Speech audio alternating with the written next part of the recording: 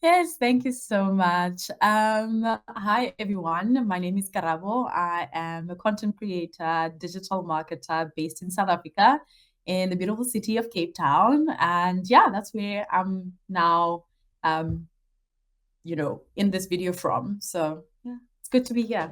Hey there, wonderful viewers. Welcome back to GH Africa TV, where we bring you stories from around the world that will make you laugh, learn, and feel inspired.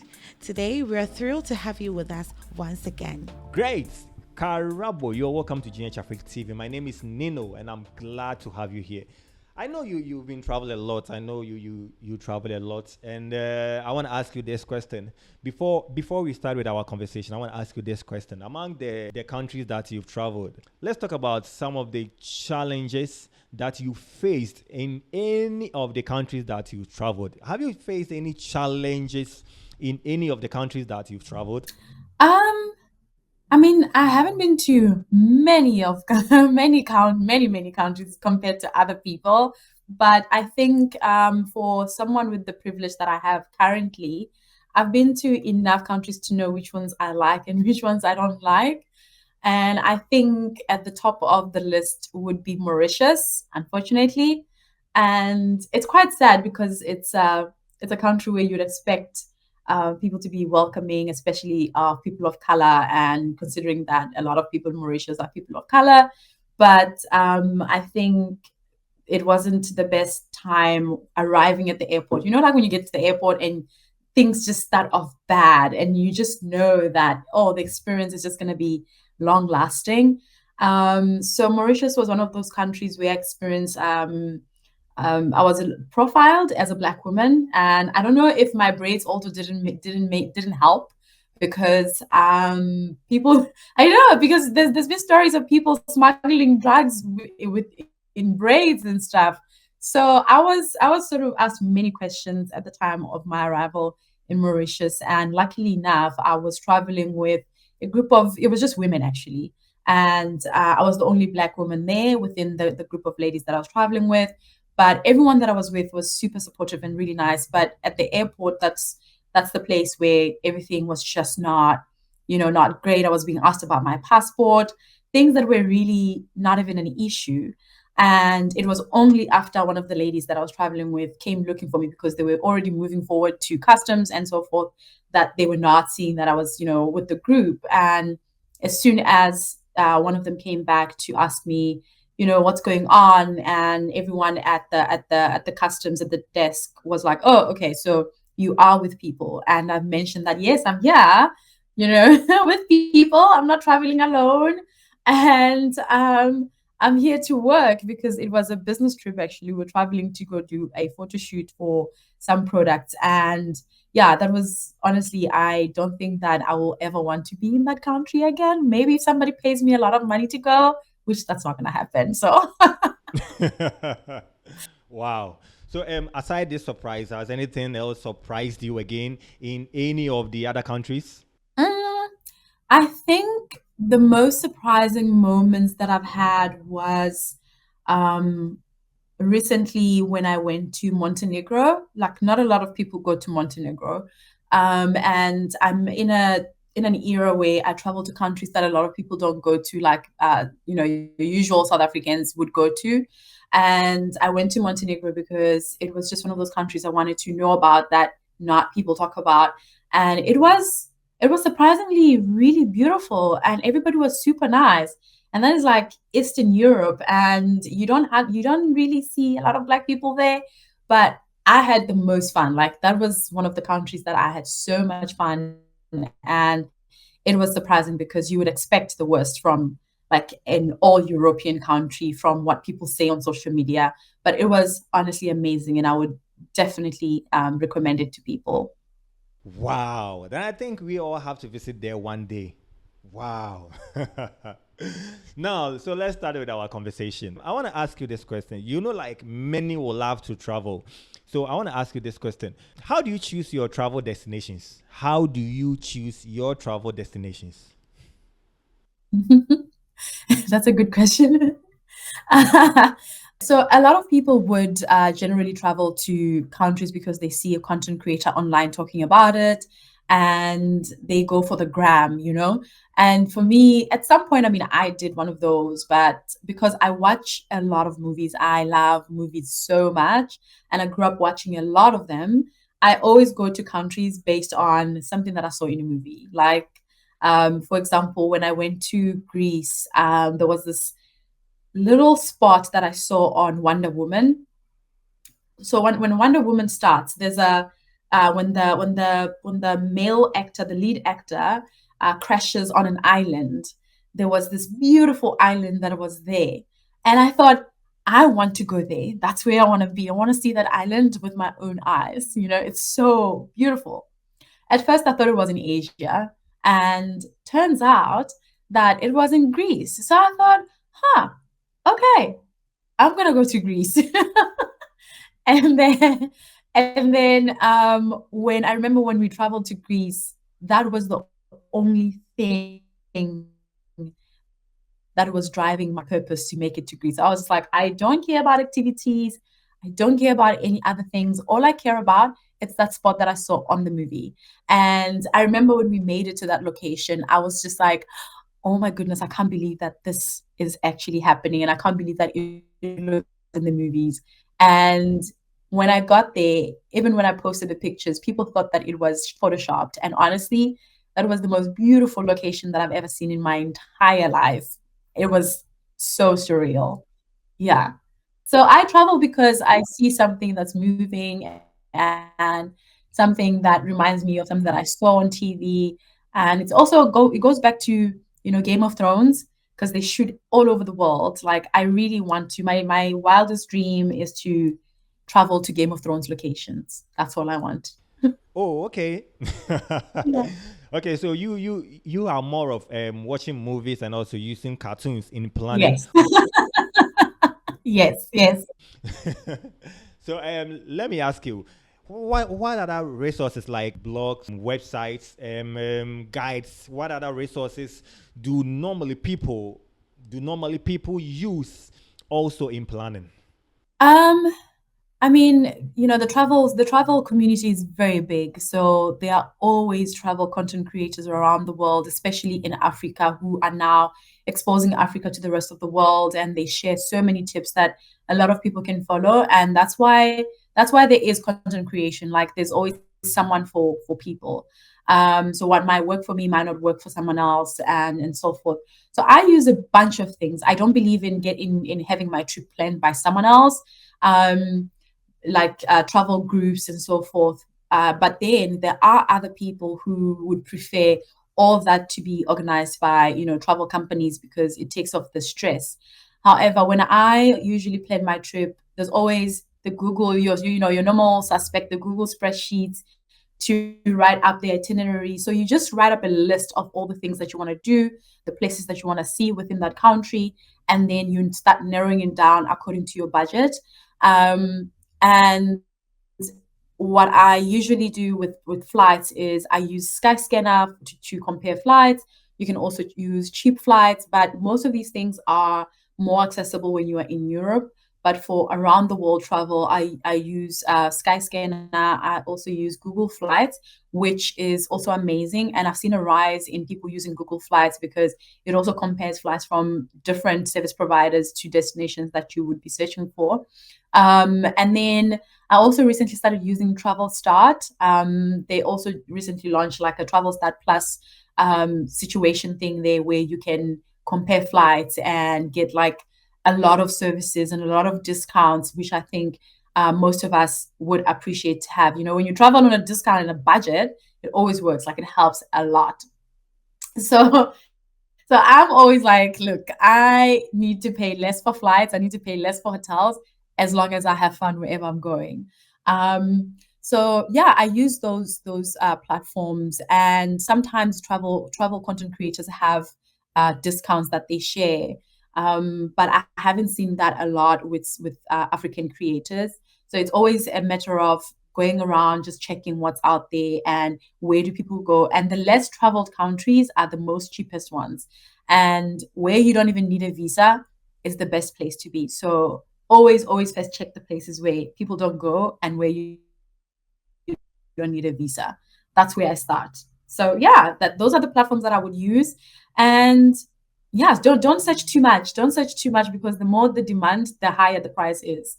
So you always have to know, like, okay, midnight. I'm gonna check my flights during midnight on this random day and see how they go, and never ever travel on high seasons because that will be very expensive. Great. So, talking about discounts, how do people find best deals, or how do you find best deals for flights and accommodation?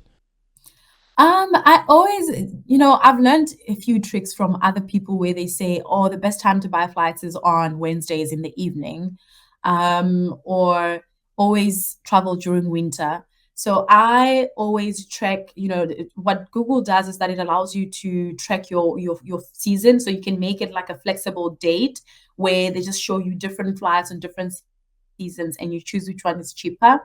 And that's where you would most likely be able to book a cheaper flight. And also my favorite one is Travel Start as well. That's where you usually get discounts. Most of the time I always get like these updates like, oh, there's a discount for this, there's a discount for that. And unfortunately, traveling within Africa is so expensive. Like I don't even know how other Africans do it. I'm just like, I want to go to Ghana, but I can't go because it's like 20,000 rands. How do people do it? So I always look at, people that are always going to places that people don't go to so many often and see how they did it. And then I learn from them. But the best way to do it is just to always track your flights and make it flexible and fly when a lot of people are not leaving the country. That's when it's most affordable. I think that's one of the things that I would recommend, just to always track your flights and be flexible with your travel times. But places like platforms like what's this? There's this booking.com also. They do offer a lot of discounts. However, a lot of people have had like have had stories to tell about booking.com. So just take it with a pinch of salt. Just always be ready for anything, you know.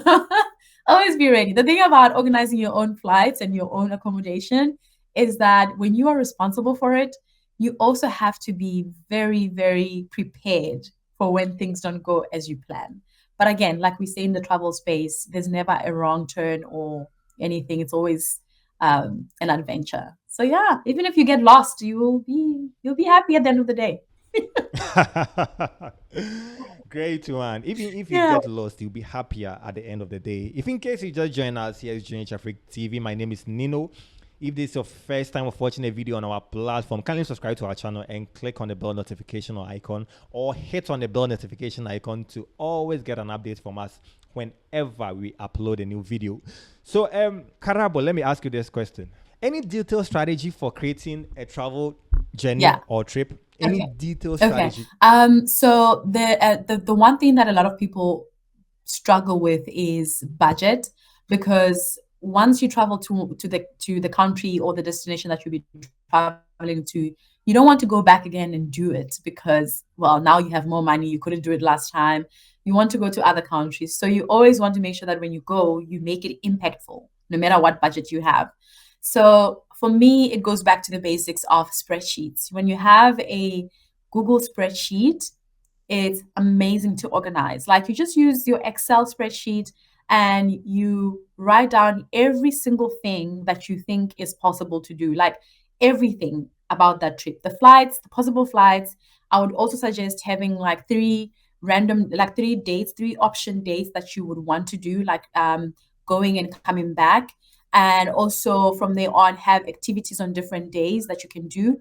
And after you've done that, you will now make sure you'll not decide this one is most important for me to do. This one I can actually just not do it. Like partying. A lot of people go to countries to party, and I'm like, you can always come back home and party at home.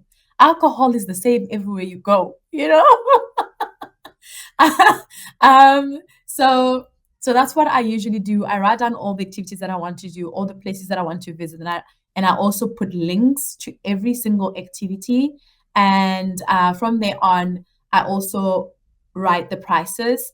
And from there, as soon as I have everything that I've written down, the flights, the dates, the activities, and the money, then I start narrowing down with this is what I want to do. This I can actually not do because my budget does not allow. If I can stay at a cheaper accommodation, I can afford to probably eat at a fine dining restaurant on one night. If I can eat indoors, if I can cook for like 2 days, then I can have lunch at the spot that I've always wanted to eat from. Or I can also make friends. Guys, making friends, oh, please, making friends abroad is important. I know it's like not really safe now, but like making friends is important because they can save you a lot of money. I believe in making friends to also help you with accommodation because that money can go towards activities instead of paying for accommodation. So as soon as you have that list, you narrow down everything, then you start planning way ahead. You book your flights, you book your accommodation, but make sure that everything is flexible. If you cancel your flights, you can always either change the flight or get a refund. Do not put everything as non-refundable, non-changeable, none this, because guys, not your losing money is hard. Losing 20K on flights is hard because they'll tell you, they'll be like, oh, sorry, we can't refund you that. Yeah, it's not gonna happen. And you're thinking, why? They're like, but you didn't make it flexible. You're like, no. So I would most definitely recommend using Google spreadsheets to write down everything and narrow it down. And planning ahead is the most important thing. Don't plan like a month or 2 months. Plan like a year prior. Then it gives you time to save. So yeah, that's the one strategy that I always go with. Great. So, you spoke about bookings. So, I want to ask you this question. How do you prepare for travel in terms of visas and documentations? That is one of the trickiest ones. So earlier on, I mentioned that people need to start with countries that are visa free. And luckily for South Africans, we can travel to a lot of countries that don't require a visa. But things are getting tough. Hey, things are really getting tough with passports. Passport privilege is a real thing, and I've been seeing a lot of people on social media talking about the fact that most of the time when they apply for visas, they get denied, and it can be for multiple reasons, and there's nothing we can do about that. But making a list of the countries that are visa free is always really good because you can always find small gems there, learn things, and travel does not need to be luxurious. Travel can be informative. It can be about a culture. I mean, ultimately, we travel to learn about the world, to learn about people. And if we remove the nice thing, oh, make it Instagrammable, make it that you can enjoy travel without having to worry about visas. But in the case that you travel to a place that you always dream of and you want to go there and you're just like, look, I don't care about culture. I just want to be there. I always recommend reaching out to people who've been there. Somewhere in the country that you stay in, there's someone who's been there. And with us in South Africa, we use VFS. I'm not sure if VFS is available in other countries, which is the middleman between embassies and people who need to travel. So we apply for those, and it's very easy. It's a very easy system, and I enjoy it. And you always also need to be prepared that all the documents that you have are always up to date. But other than that, just make sure that all your documents are fine. You ask people questions. You ask people questions like on a daily basis. I can get probably like 3 questions about the countries that I've been. How do I apply for this? I saw that you were here. How did you find the place to be? Like I know that when you travel here, you can get there and change your visa to this. How do I do that? And when in doubt, always call the embassy. That's the first thing. That's where you'll get the most information from the horse's mouth. Unfortunately, sometimes embassies don't answer their phone calls or their emails. But if you're serious about seeing the world, just go there physically. Go there physically and ask all the questions that you need, and they will always respond to your questions most of the time. So I recommend just asking the questions and asking the right ones, and you'll be fine. Wow. And you will be fine. Karabo, I want to ask you this question. They say it's not advisable to pack expensive items or expensive things whilst traveling. Why is that so? I think the reason that is because usually when we buy these expensive items, we don't insure them. And even if you insure them, sometimes insurance companies have like a waiver or something like a disclaimer rather that says if lost in another country, you cannot claim because you are not in your country of residence. So you just need to, and you also don't want something to get stolen.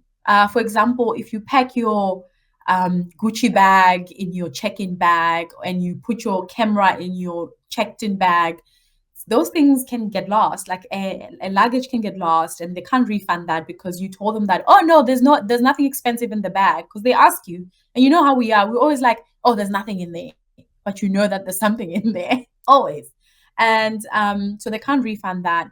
And when there's been cases where people rip into bags and we don't know who, but usually it happens at airports where they steal things, and you will never know who stole, and that's why there's always this whole thing of do not travel with your most expensive things, because you are never going to get them back. What if they get stolen? What if they get damaged as well?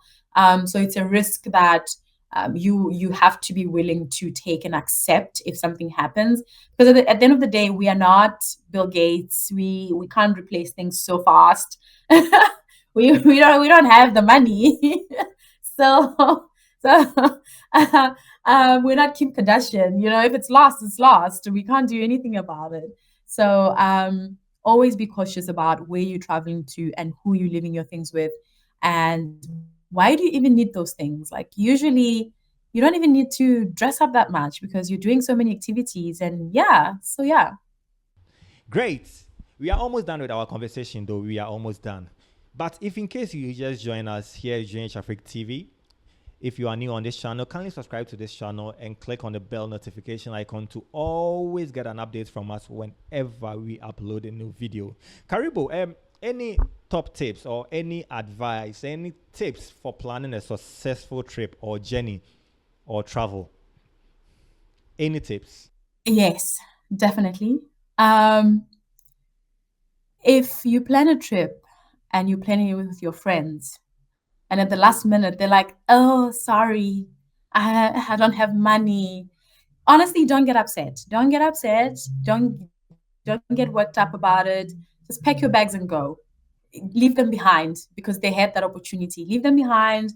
It takes a while for the girls trip or the boys trip to exit the WhatsApp chat, and once you exit the WhatsApp chat, it's just amazing. So if people that you plan a trip with, because we always advise people to travel in groups so that it's cheaper, it's easier, it's safer, but sometimes it's very difficult to get people to actually leave and commit to that trip. So when people cancel the trips, do not get upset. You actually might find it as being a blessing, because usually people who cancel bring drama. I believe that they always bring drama, and unless they're canceling for serious reasons, like either someone passed or they're sick, or. But other than that, if you can leave and experience life or travel on your own, just do that. Don't get upset about other people. And once you do that first trip alone, when people didn't show up, next time when you book, you don't need to invite them. Just tell them, like, I'm going to this place. If you want to come, I'll see you at the airport. I'll see you at the airport. Whether you're going to be paying or not, it's not my business. I'll see you at the airport. If they can do it once, they'll do it again. So that is my first tip. The second one is do not feel pressured because you see other people traveling the world. Every person has their own time. We have privileges and they don't happen at the same time. Do not take out loans and make debts because you're seeing other people travel and you want to do the same.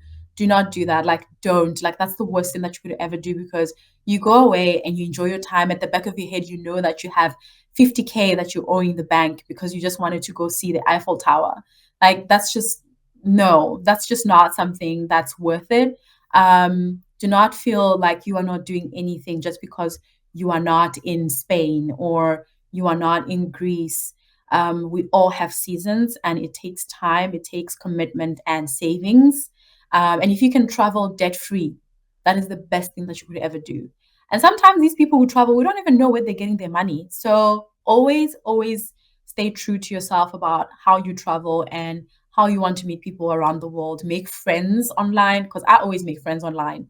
And that's how sometimes I travel the world, because I ask questions like, oh my God, tell me about your country, tell me about this. And if I can't go there, at least I can hold a conversation with some of my friends and be like, oh my God, I've got this friend who stays, I don't know, in Ghana. And apparently this is what happens, you know? So there's always many ways that you can travel the world without leaving the country, and wait for your time and your turn for you to do that. So just stay true to yourself and your budget. Just stay true to yourself and have a budget. Nice one. Any shout outs, any shout outs to family, friends? You can also add up your social media handles to it if only you want to do so. Ooh, shout out.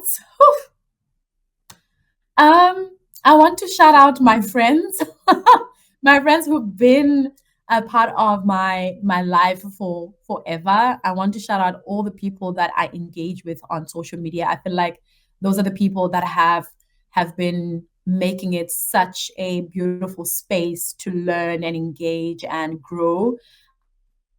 Even we don't agree on a lot of things, but I feel like it's such a peaceful space. Like my social media is such a peaceful way. We just laugh at a lot of things and we learn from each other. We disagree and we agree. So I want to shout out my followers as well, who've been there through thick and thin. Um, my mom, I know she's not gonna see this, but I hope that one day if she gets bored and this link comes up, she's gonna see this. But however, I want to shout out literally every single person who is trying to make it possible for themselves to see the world. It's not easy, but it's possible and you'll do it. And other than that, besides my family, friends, and followers, I think I just want to shout out to myself, because without me, all this wouldn't be possible. So shout out to me. And everybody who wants to follow me on social media, I am live with Karabo on Instagram and on TikTok as well. Everybody who follows me is ultimately a friend. So yeah, I'm not really um, shy to respond to questions and so forth. So it's the only way that we can learn from each other and grow together. So yeah, that's me.